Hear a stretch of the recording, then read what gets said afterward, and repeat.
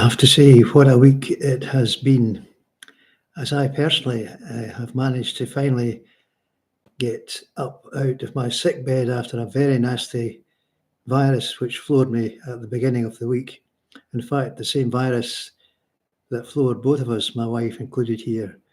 So, to say the least, my voice in particular might sound just a wee bit rough for the service, but we will continue, as I've still managed to put this week's service together. So I hope you will still enjoy it. Let me officially say then a good morning. My name is, as always, the Reverend John Mitchell, retired minister of the Church of Scotland. Welcome to my service on this third Sunday of Advent. It remains, I have to say, a difficult time for now millions of people. The latest casualty, of course, being Syria, and the news of so many jailed in what seems to be underground chambers under the regime that collapsed a number of days ago. Their story continues to unfold as I speak, with body bags now a daily feature of everyday life. However, I have to say, of course, at the same time, Advent remains our focus on our continuing time of worship. The journey moves on with this thought of what we have to share and remember suffering peoples everywhere.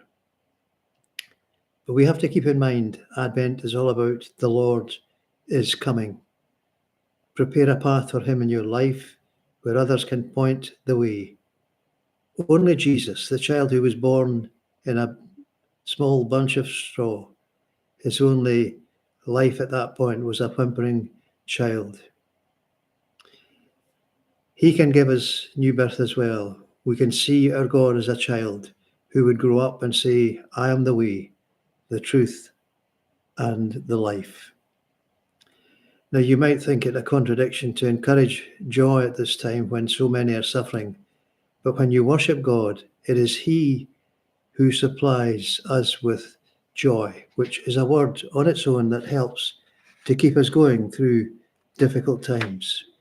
In other words, in this third week of Advent, we rejoice in the light while we acknowledge the contrasting shades of sadness.